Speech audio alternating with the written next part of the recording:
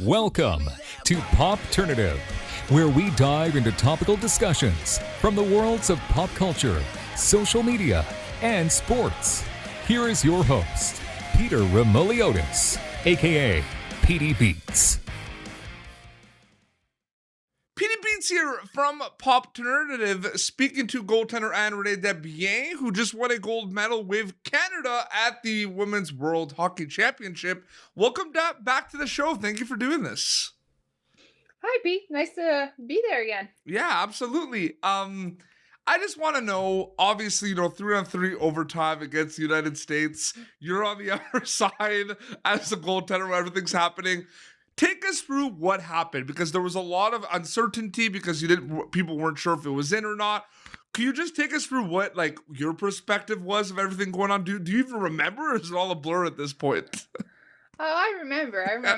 The really nice pass. Jenner had the puck on the board by the red line, and then you could see Mary would speed up the middle, and then obviously Jenner made a really nice pass to her, and then just Mary on a 1-0 against a goalie. Usually it's looking pretty good for your team. So I remember her shooting, and you hear the sound of the crossbar.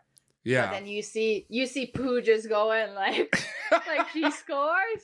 And then when she does that, she's not the type of girl that's just gonna say it went in if it didn't go in. Mm-hmm. I think she's such a good shooter that she knows, and obviously she sees the puck really well. So then I felt pretty confident, but then the play kept going. I was like, Mary, back check, it's not done yet. Stop selling. And then I remember, then we just went back in the zone, and then finally came out, and then Blair was wheeling around the net with the puck, and then buzzer went off, so I knew right away, and then boom, I got hit. So yeah, absolutely. After that's pretty blurry, but yeah, it was pretty fun to see her Sally by herself in the corner and be like, oh no, shit, now I gotta come back. Is it safe to say, but even before that goal, I mean, Marie-Philippe Poulin will go down as one of the most clutch, best hockey players to ever play for Team Canada. I think that this just kind of solidifies it a little bit more, right? Just a little bit more. Yeah, she needed to add an extra one, but I'm pretty happy she did. But obviously, 3-on-3, we're all pretty excited with it. We have a really fast team, so then it's kind of to our advantage. Sometimes you go in those moments and you're like, oh, the other team is faster and stuff. But in this situation, we were for sure. So it's definitely was playing to our strength in that situation. That was actually my next question, because you show up for the tournament. Obviously, before the tournament, you know all the rules. You know that, the goal, if it's a gold medal game, you can go into, it's not going to go into a shootout. So you know that. Does that just add a little bit of a spark too, knowing that you have such a good team, and the fact that the shootout has not been in the favor of Canada in the past? You saw at the Olympics. Does that kind of add a little bit of a spark too, Ed? I personally love shootouts, so I would have been looking forward to them. I don't think the girls would have, but I would have been pumped about them. But I know that 3-on-3, we were just really excited for it. And obviously it's a different game, and it does change the way we play as a team and stuff. So it's definitely different. Obviously some people would like to see more 5-on-5, but I guess that's the way it's a compromise they made. No shootout, but it's 3-on-3. So then, I mean, in this situation, I'm happy about it. It is tough for a goalie too, though, 3-on-3. We saw it with on the other side of things for US, right? It's hard when you have very good shooters coming in. There's a lot of room for them, right? Yeah, obviously a lot of space, and people try to hug the puck and they don't want to turn it over, so then they'll tire the other team, and then they come down. It's often odd number situation. You'll never see a team attack on a 2-on-2 in 3-on-3, so they'll just loop back and then come back and try to attack one player. So obviously very different. My team played really well defensively. Well, I guess we had the puck the entire overtime, so I didn't have to do too much there, so then that was fun. But I don't know, having that previous experience at the NHL 3-on-3, I thought we could be pretty confident about it. And then they know they could always pass it back to me if they needed the break, and the coach mentioned that in between periods, so that was neat. But I find it interesting as well, because I've seen you do other interviews and I've seen players talk about you as well. You are very humble. You go in, you're in the zone a lot of the times when you're just you're in doing your job as the goaltender. It's unbelievable to see, and you are, the backbone of this team. You have come through so much for Team Canada in the past couple of years, specifically too with this tournament. It's unbelievable. When you hear your teammates talk about how they're so confident in what you could do, I mean, is that just a reassuring thing that, you're doing that? I'm sure that adds tons more confidence when you hear some of the best players in the world say that, we're fine. We have Ann Renée Desbiens in net. Like, that is a pretty cool thing too to experience.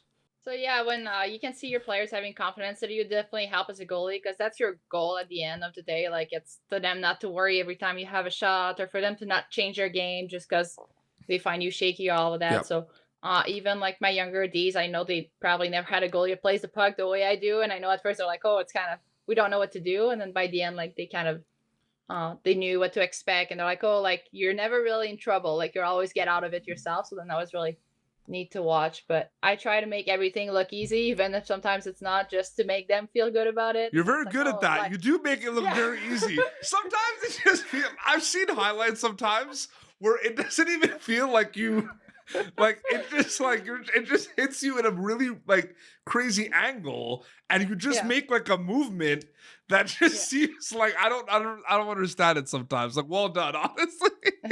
Yeah, so then that's definitely a goal. I know as a younger player, I love the flashy save, the split save, the windmill, and all of that. And I try to get away from that just because I found that it makes my team feel more confident when I don't do that. Mm-hmm. Obviously, they look like highlights and people think they're so cool, but I'm like, actually, I was just out of position. I had to make up for it, but most people don't know that. So then I'm trying to stay away from that approach now as I get older. Also, I'm not as flexible as what I used to. So trying to avoid the injuries. It's interesting too. There are so many misconceptions and things about women's hockey that I think people don't realize. I think the one that, because I've interviewed you on the show before, Rebecca Johnson, Natalie Spooner, but I haven't had a chance to ask. I think the biggest misconception too, it's interesting, is on the ice, it's a war. It's a battle between Canada and the United States. But off the ice, a lot of you are very close to each other and pretty good friends. I don't feel like people realize that. That's a very, in my opinion, interesting dynamic a little bit. Yeah, for sure. Because a lot of us end up playing together, whether it was in college or professional league. So I know I played with Ivy Rock in the U.S. Actually, Cavallini was my goalie partner at school. Yeah. A bunch of them like that. And with the PWHPA, we ended up crossing paths with them. So obviously very friendly off the ice. But even during the tournament, even off the ice, sometimes it was a little rough. I remember seeing some of them and just trying to say hi, and it was kind of like, hey, and they just kept walking. I was like, okay, like, come on, like, we're not on the ice right now. That especially talking to, and I remember I went to rewatch our interview after the 3-on-3 NHL All-Star game, and you said I remember, like, like, you had to share a room with the United States. Yeah. And you said that was an interesting experience. You said that in the interview. So I guess, well, like, especially after that round robin win, like, they weren't as confident. So then that was definitely different, because I feel in the past they would just have answered back and like be happy to chat, but like they were a little mad. But this is like, these are the best players in the world. Like, this is like Canada, United States women's hockey. These are like the best athletes in the whole world competing against each other. And I know it can be weird that, 1 week you're at dinner hanging out and everything, and then it's a whole different thing on the ice. But it's gonna happen. Like, this, you all want to win. It's so competitive. You are so good, right? Yeah, no Canadian athlete want to ever lose to a US one, obviously. And then like that won't change anytime soon. And like you see in the games, like sometimes there's punches, there's hit, there's slashes, cross check. People will still talk after the game. Might take a few minutes sometimes or a few hours, but like people will get back to chatting. So it's like, it's okay to be friends off the ice, but obviously when you get on, you're not friends and you just want to an extra check, a little extra. Yeah. Canada and USA are still the dominant forces in women's hockey. Are you seeing that it is getting a little better with other countries like Finland and Switzerland? Did you notice that in this tournament that had a little bit of a spark and really wanted to kind of get in there and compete with the juggernauts of Canada, United States? Did you notice that a little bit in this tournament? You could see a team like Finland that are really opportunistic. Like, obviously, we'll dominate them still and stuff, but then they find ways to score goal, put people in front, get deflections and all that. They got a little grittier with the past few years. Russia plays extremely well D-zone. I think for those teams like Switzerland and stuff, like, they figure out the D-zone type of thing, but they'll have to figure out how to create offense. But obviously, we have over 100,000 player playing in Canada, over 100,000 playing in the US, and then there's the next country, I think it's Finland, with 5,000. Yeah. So just if you do the math, it's like, okay, like people are Yeah. like, oh, like it's only a 2-country game. And I was like, well, obviously if only 2 countries invest in women's hockey, like obviously that's what it's gonna be. Because Mhm. it was the same with men's hockey for the longest time. Yeah. I'm So gonna then give it's you like, I'm gonna give you an opportunity now, though. I mean, because I saw Labe from Team Canada at the Olympics, who won a gold medal with Canada in women's soccer.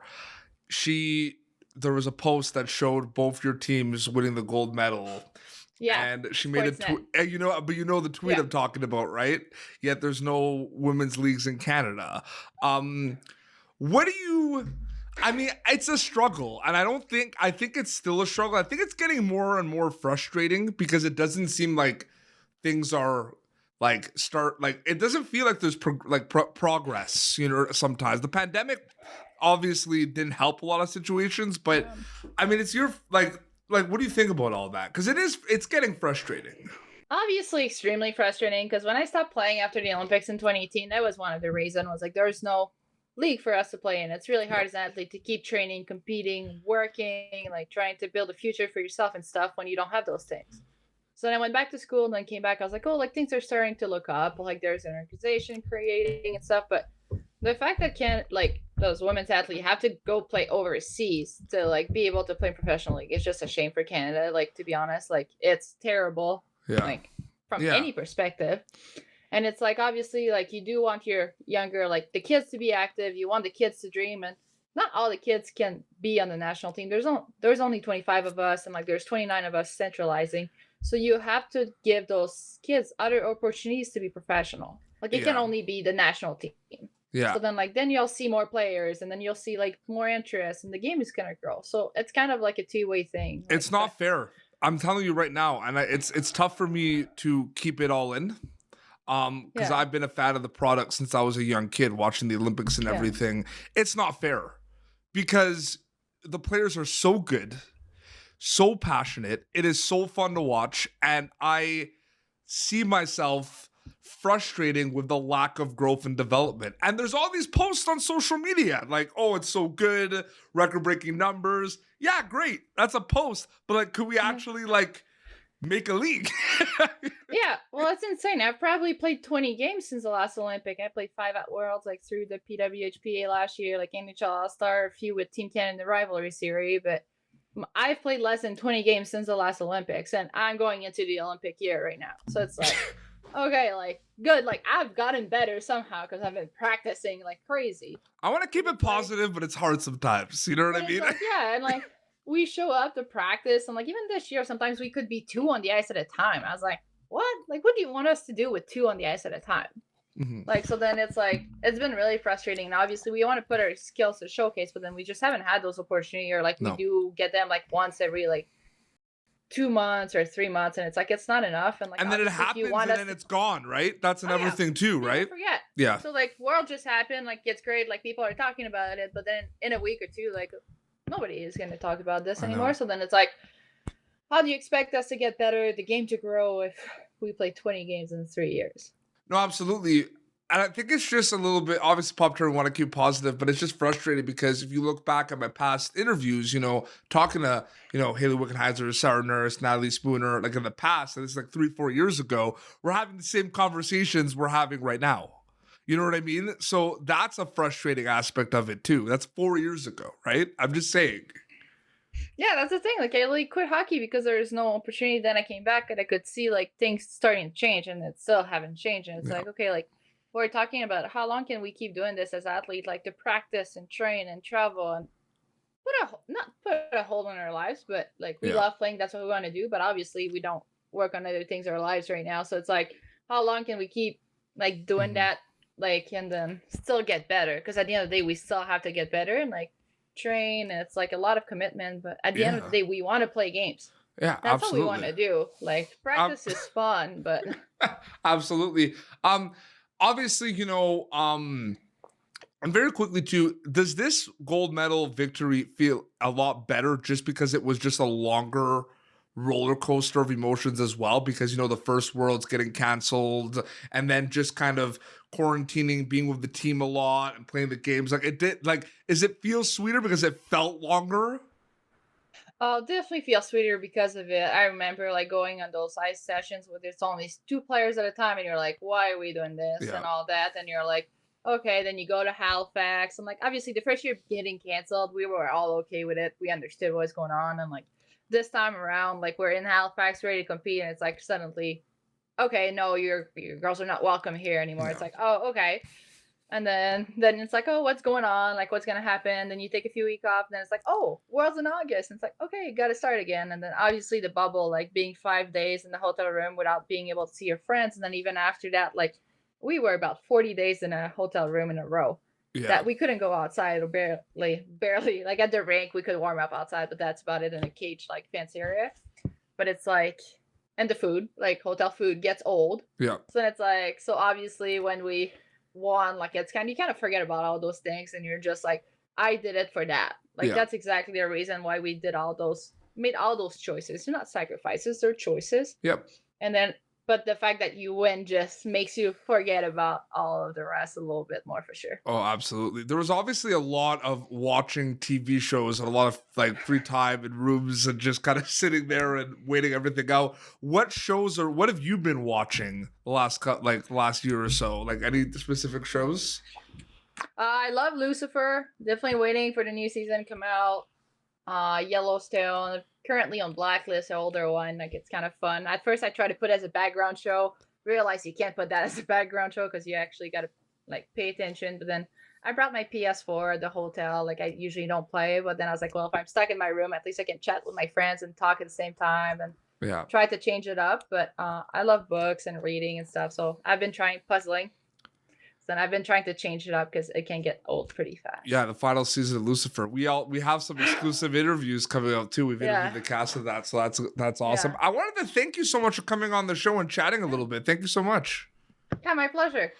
And just very quickly, where can people follow you on social media to keep up to date with everything?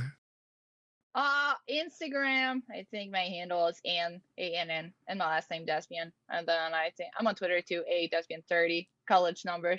It's hard to update, so it's gonna have to stay 30 for now. But I'm not on TikTok. I'm not the most creative person. I know I look at some of my teammates or see spoons and like they're so creative with that, but I don't know. I just can't put thoughts behind doing something. Yeah. Like I'm just direct. Like it just comes out, and like I can't plan things as well. So I'm definitely not as dynamic as some of them are, but I definitely like posting about hockey or like whatever I'm doing around. Like right now, like I'm downstairs. I live with a family of 4 kids right now while I'm in Calgary, so I'm Yeah. trying to put the headphones so we can't hear them scream in the background. I was just waiting for one of them to come running and try to join in the interview, but it's been really fun. And then definitely be posting a few pictures of like what's going on around and all that. Absolutely. Congrats again on the gold medal. It was awesome to see. Thank you. No problem. This has been Popternative, youtube.com/Popternative for previous episodes. Until next time, this is Ann Renée Desbiens and PD Beats signing off. Thank you for tuning in to Popternative. Make sure to check out our past episodes of Popternative on YouTube. Be sure to like Popternative on Facebook and follow us on Twitter. This has been an Autograph Communications production.